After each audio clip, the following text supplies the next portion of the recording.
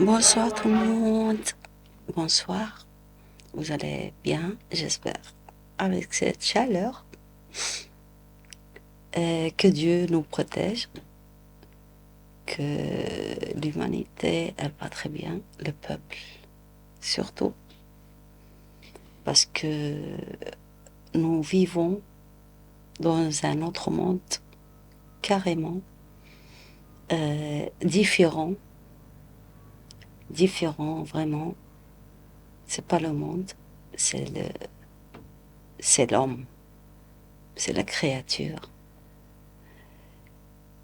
Bon, hier, on a parlé un petit peu pour le vaccin et pour les effets secondaires des vaccins après 3 4 ans. C'est qui a fait ça? C'est quoi le printemps arabe? Alors, le printemps arabe, si la majorité, bien sûr, c'est pas tout le monde qui connaît ça, le printemps arabe, c'était inventé par les Américains pour applaudisser et féliciter la démocratie, la démocratie et la liberté d'expression. Et c'était quand cette printemps arabe? C'était fin 2010. C'était inventé par Clinton, bien sûr, mais à part le gouvernement américain qui applaudissait pour le printemps arabe, les révolutions arabes et tout ça, réfléchissez bien qu'est-ce qu'il y a derrière, pourquoi les Américains ils applaudissaient pour la démocratie en Tunisie, pour la liberté d'expression, mais avec les Américains, le pouvoir, c'est pas vraiment les Américains, aussi les familles riches, les familles très très riches, qui ont le pouvoir de l'argent, qui ont le pouvoir de tout derrière aussi les Américains. Alors, les riches familles qui sont le pouvoir dans chaque pays, dans chaque pays du monde, il y a des familles riches qui sont qui gèrent, on peut dire, un petit peu le monde entier. Et chaque pays, il y a des familles comme ça, que ce soit des familles arabes, que ce soit que ce soit, excusez-moi, que ce soit le monde, le monde arabe ou que ce soit les pays arabes ou que ce soit les Maghrébiens en général, les Africains, quoi. Mais ils ont un,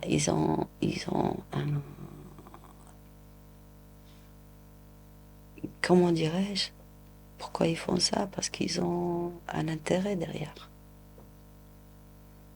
Il y a l'huile, il y a le pétrole, beaucoup de choses, beaucoup de choses. Et derrière tout ça, je me permets pas de continuer derrière les familles, il y a quoi et tout ça. Je n'ai pas le droit de parler beaucoup aussi, mais je donne juste des petites gouttes de pluie, c'est tout, des dates, des... Voilà, c'est pour ouvrir un petit peu les... C'est pour faire réfléchir les gens un peu, au lieu de se mettre nu ou de faire n'importe quoi sur Instagram ou TikTok ou je vais cuisiner quoi ce soir, je vais faire quoi ce soir.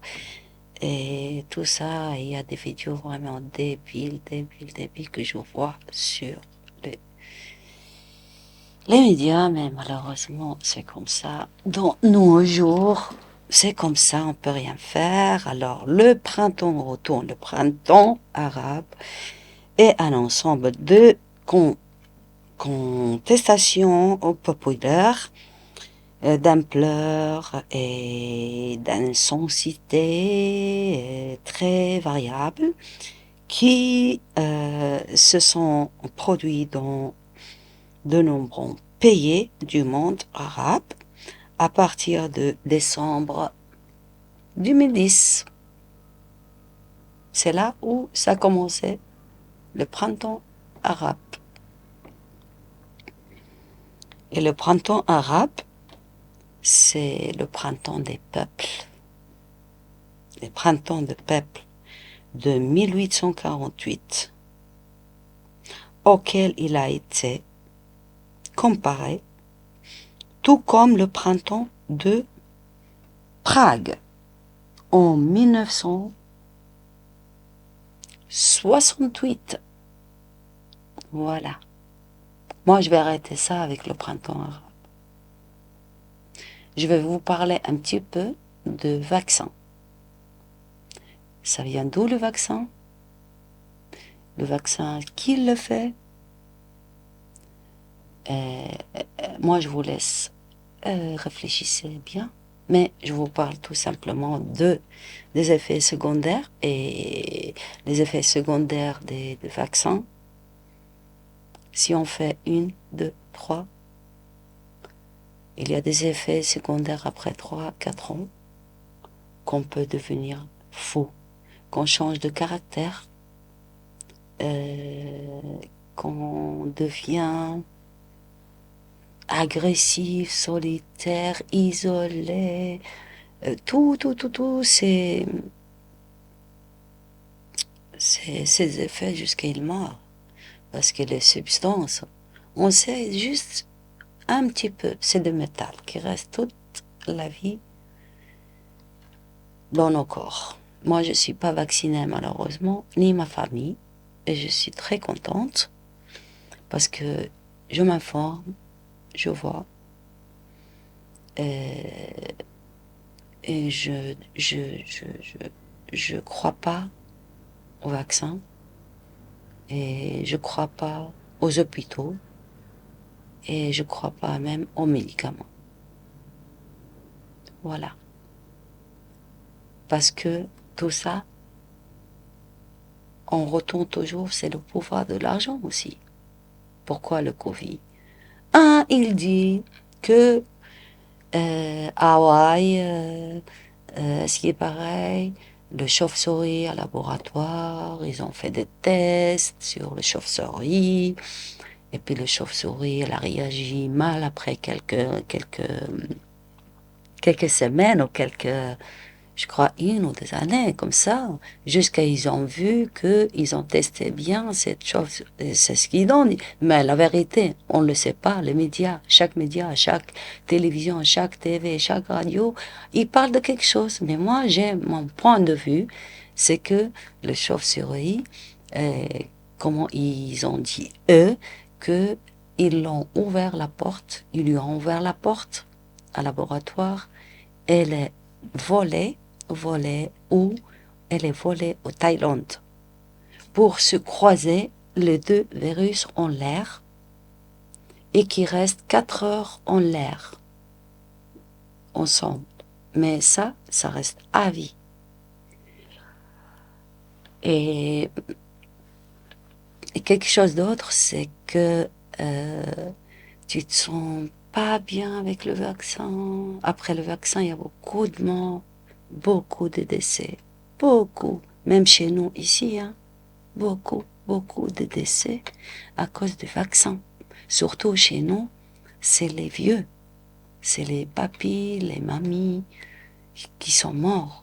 Mais il y avait beaucoup de morts chez nous ici et mondialement, je crois, internationaux, ça.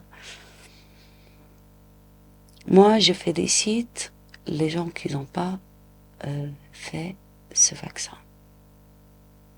Et il y a une autre qui va sortir.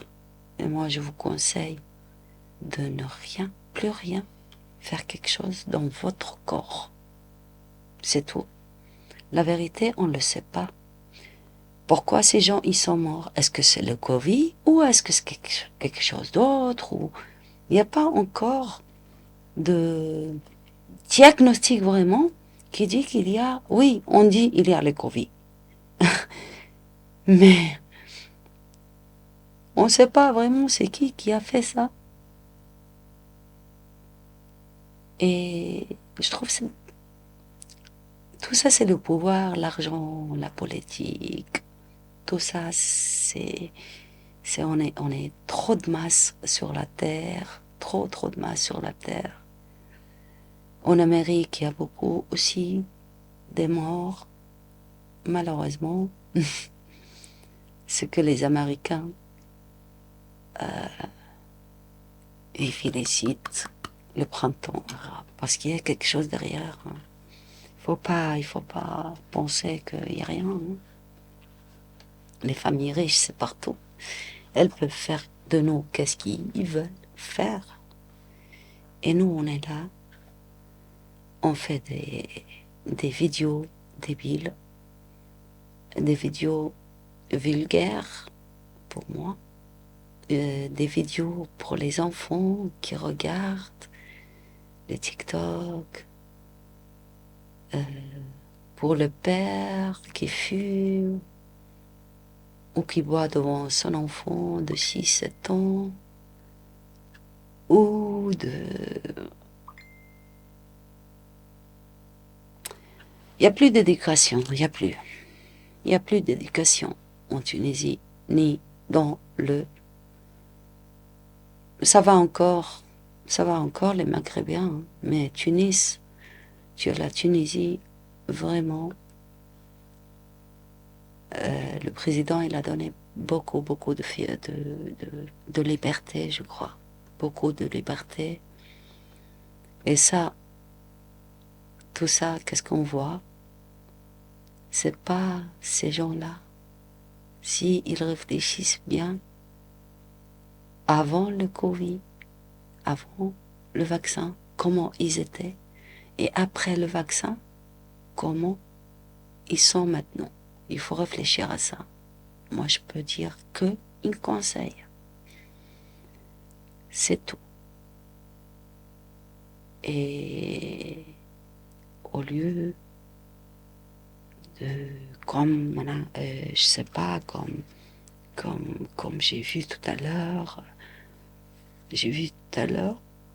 vraiment des trucs banals, des trucs qui ça se fait pas du tout sur Facebook. Mais comment cette fille, elle parle comme ça? Et comment Facebook et Instagram, ils l'acceptent?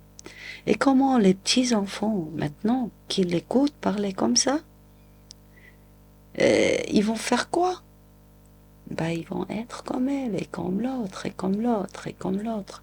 Et notre génération, elle est foutue. Il n'y a pas de contrôle.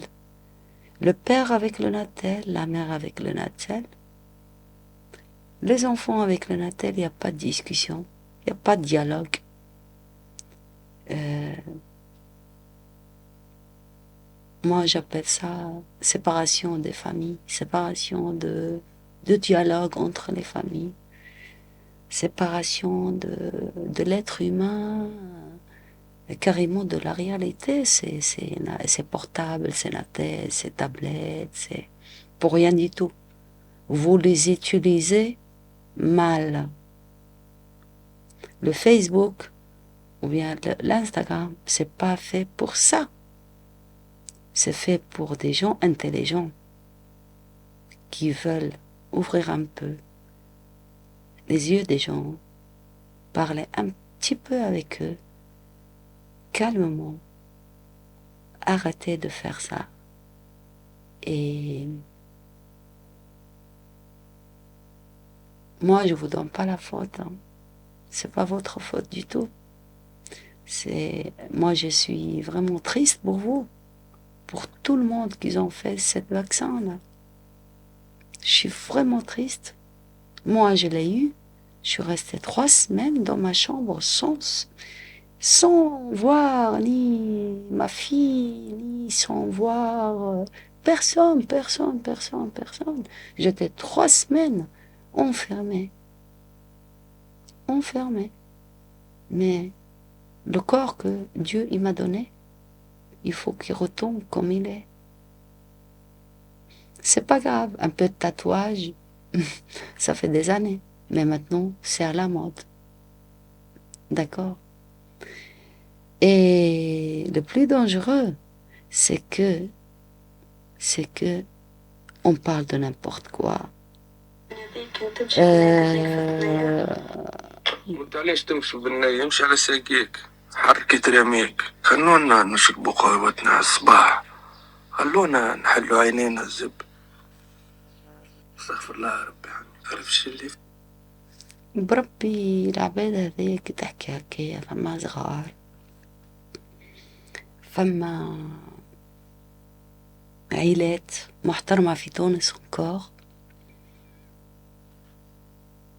يظهر لي أنا كي نشوف هكايا بالنية تتناقف. كي نمشي هكايا ça va pas du tout, ça va pas le faire, ça va pas le... Rien, on va pas avancer avec toutes ces conneries-là, arrêtez, merde. Arrêtez la vulgarité. Arrêtez la vulgarité. Vous pouvez faire des vidéos, mais vous n'avez pas besoin d'être vulgaire. D'être vulgaire. Il y a des familles qui voient, il y a des enfants, il y a des... Même des bébés. Les bébés, vous estimez les bébés, mais ils comprennent mieux que nous, les bébés. Mieux que nous. Ils sont très intelligents, mieux que nous, les bébés. Que vous les estimez comme les bébés, comme les ados. Il faut écouter vos enfants. Il faut donner le temps à vos enfants. Il faut parler à vos enfants avant qu'ils deviennent, comme je vois maintenant, 16, 17, ils fument, elles fument. Mais il y en a encore une nouvelle génération qui est en train de monter. Alors au moins sauver cette nouvelle génération qui sont à la crèche, qui sont à la garderie, qui sont un petit peu à l'école enfantine. C'est là, il faut parler à vos cousins. Parce on dit pas, non. Le premier école, la première éducation, c'est les parents. Et si les parents, ils s'en foutent, ils prennent n'importe quoi, des vidéos, ils font des vidéos devant leur enfant, qui danse, L'enfant, qu'est-ce qu'il va apprendre de ses parents? Il va être comme eux, exactement. Il va rien apprendre. Il va pas avancer dans la vie. Il va pas avancer dans la vie, mon Dieu, au Thaïlande. Le tablaire, il arrive à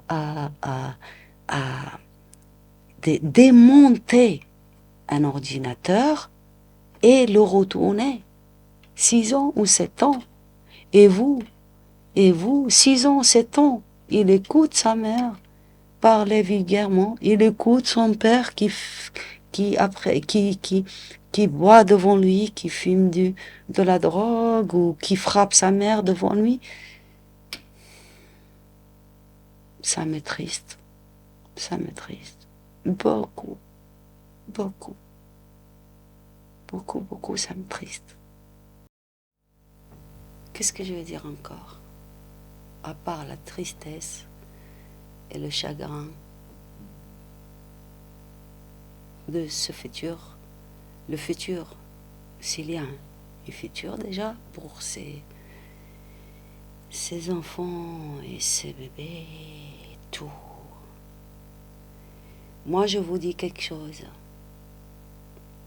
J'ai beaucoup, beaucoup, beaucoup de trucs à parler avec vous. Si vous me permettez et si vous m'écoutez gentiment, vous allez avoir beaucoup de signes dans mes paroles. Juste, il faut réfléchir, c'est tout un petit peu. Oui. Au lieu de critiquer, au lieu de, je sais pas, celle-là, elle a fait quoi, celle-là, elle a fait quoi, mais chacun, il vit sa vie comme il veut, hein. Chacun, il vit sa vie comme il veut. Mais il y a des limites de cette éducation. C'est vraiment, on n'est pas bien. On n'est pas bien avec soi-même pour grandir un enfant ou deux. Voilà. Et tout simplement, c'est pour les allocations familiales qui font ça. Et ça me triste encore. Parce que les enfants de 6 ans et 7 ans, ils vont plus à l'école maintenant. Ils vont devenir quoi au futur? Des criminels, drogués, la mort goutte à goutte, les violences dans la rue, tout. Mais purée, mais réveillez-vous avant de critiquer, je sais pas, Bayazardi ou critiquer l'autre. Bayazardi, heya. Ah, ou la première, quand j'avais, je sais pas, 3 ans ou je sais pas, 4 ans ou 5 ans, je me rappelle de Bayazardi. Bayazardi, c'est une journaliste que j'apprécie beaucoup, beaucoup, beaucoup. Et je l'aime vraiment énormément, Bayazardi. Bayazardi, ou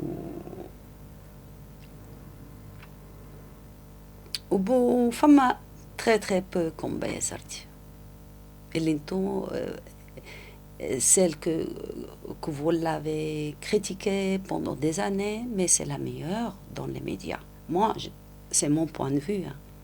Après, c'est à vous de décider si Abdelrazek Chebi ou je sais pas, ou c'est qui ici. Moi, je suis fan de Bayazardi parce que moi, j'ai grandi aussi un petit peu dans le domaine artistique, parce que moi, je travaillais avec le plus grand roi de folklore tunisien, Hedi Habouba. Je faisais mes études et je travaillais en parallèle avec lui, avec Hedi Habouba, à Lafayette, en Tunisie. Je me rappelle de tous ces bons moments-là. Les gens, ils étaient vraiment honnêtes à cette époque-là. Les années fin 80, début 90,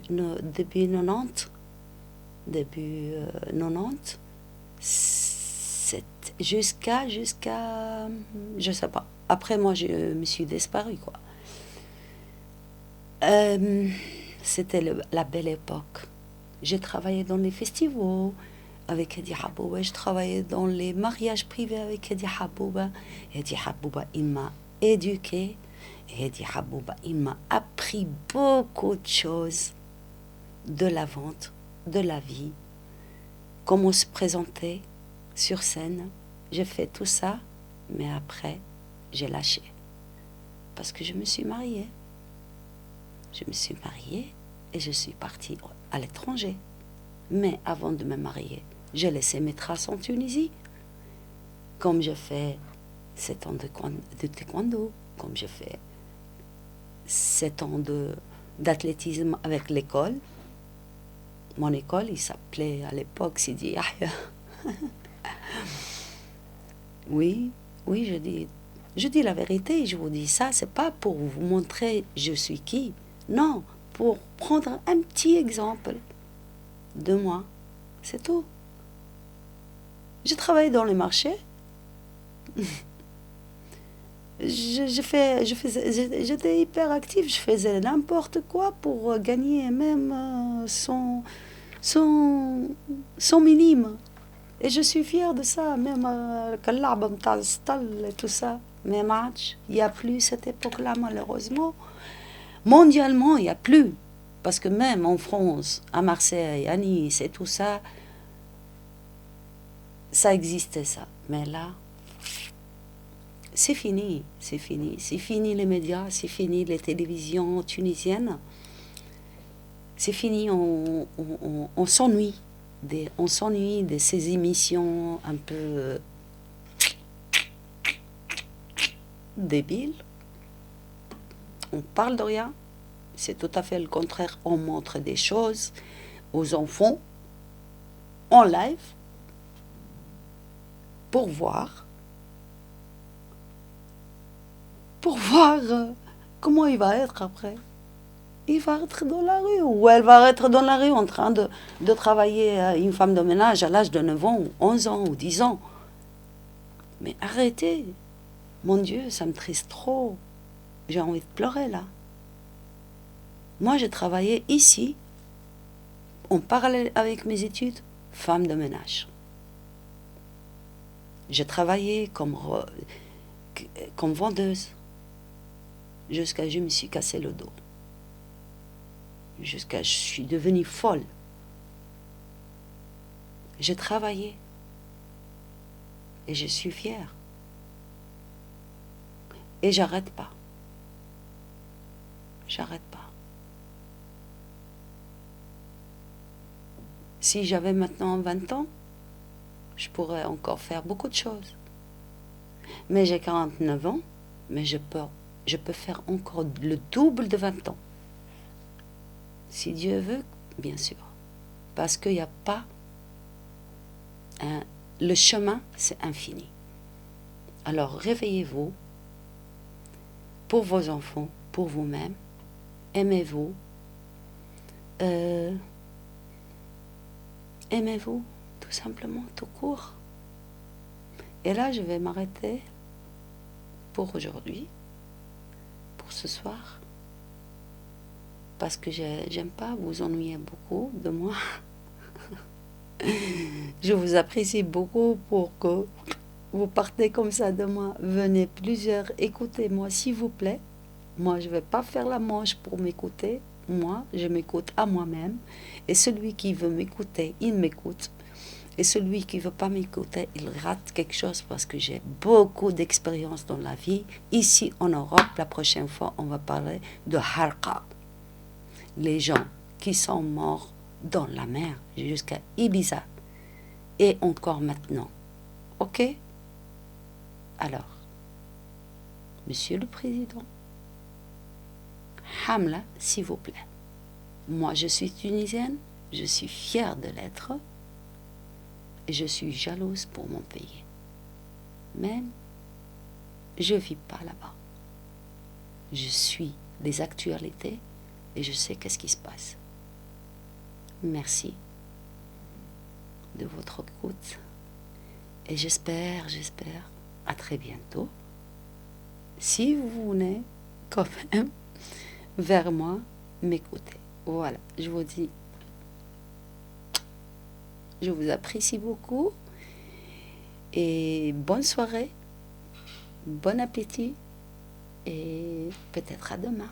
Au revoir.